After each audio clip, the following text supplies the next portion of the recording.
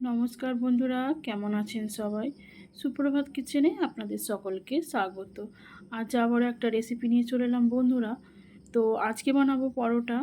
বন্ধুরা এখানে আটা নিয়েছি, আমি আটা নিয়েছি, ময়দাও দেবো বেশি, আটার থেকে ময়দাটা বেশি দেব। এখানে তিল আছে আর দেখুন কুমড়ো আছে। আজকে আমি কুমড়ো দিয়ে আপনাদের পরোটা বানিয়ে দেখাবো। কুমড়োটা আমি সিদ্ধ করে নিয়েছি, কারণ হচ্ছে লং হয়ে যাবে বলে ভিডিওটি। আর এখানে চিনি নিয়েছি, চিনির বদলে আপনারা যদি করেন গুড় দিলে কিন্তু উপকারটা বেশি হয়। আমি চিনি দিচ্ছি হঠাৎ করে যেহেতু করছি। তো চলুন বন্ধুরা রান্নাটা করা যাক। প্রথমে আমি ময়দাটা মেখে নেব। আর বন্ধুরা তার আগে আমি বলি, অনেক দিন ভিডিও দিতে পারছি না, আগেরবারও এরকম হয়েছিল, খুবই অসুবিধার মধ্যে ছিলাম বলে দিইনি বন্ধুরা। তো এরকম খুব অসুবিধে না হলে কিন্তু কেউ এতটা লং ভিডিও দেয় না। তো বন্ধুরা প্রথম থেকে লাস্ট পর্যন্ত ভিডিওটি দেখার অনুরোধ রইল। দেখুন বন্ধুরা এখানে আমি আটাটা ঢেলে নেব। যেরকম আটা দিয়েছি সেরকম আমি তার ডবল ময়দাটা দেব। এবার আমি তিলটা দিয়ে দেব, পরিমাণ মতো নুন দিয়ে দেব, ময়নের জন্য তেল দিয়ে দেব, আর দেব চিনি। বন্ধুরা এখানে কিন্তু মিষ্টিটা একটু বেশিই দিতে হবে, তবে কিন্তু এই পরোটা খেতে ভালো লাগবে। প্রথমে উপকরণগুলো সব আমি ভালো করে মেখে নেব।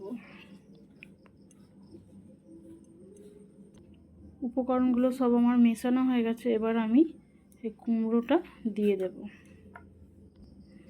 এবার আমি এটাকে মেখে নেব এর সাথে। দেখুন বন্ধুরা আমার কুমড়োটার সঙ্গে মাখা হয়ে গেছে। এবার আমি অল্প হয়তো জল লাগবে দিয়ে আমি এটাকে ডোটা বানিয়ে নেব। তো দেখুন বন্ধুরা এখানে আমি ময়দার ডোটাকে রেডি করে নিয়েছি। তো চলুন এবার একটু রেস্টে রেখে দেব। দেখুন বন্ধুরা ডোটা আমার রেস্ট করা হয়ে গেছে। এবার আমি এটাকে লেচি করে নেব। তো বন্ধুরা আমার এখানে লেচিগুলো কাটা হয়ে গেছে আর আমি তেল দিয়ে বেলে নেব। তো চলুন বেলে নেওয়া যাক।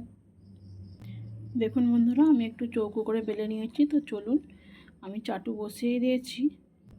চাটুটা এখানে গরম হয়ে গেছে, আমি ওটা দিয়ে দেব। প্রথমে একটু সেঁকে নেব, তারপর তেলটা দেব। তো বন্ধুরা এবার আমি তেলটা দিয়ে দেবো অল্প করে, দিয়ে তারপরে ভাজবো। তো বন্ধুরা কে কে এরকমভাবে কুমড়ো দিয়ে পরোটা বানিয়ে খেয়েছেন একটু বলবেন।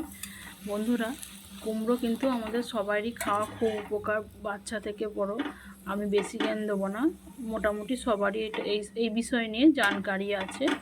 তো যাদের বাচ্চারা খেতে চায় না কুমড়ো, এইভাবে খাওয়াবেন, দেখবেন বুঝতেই পারবে না।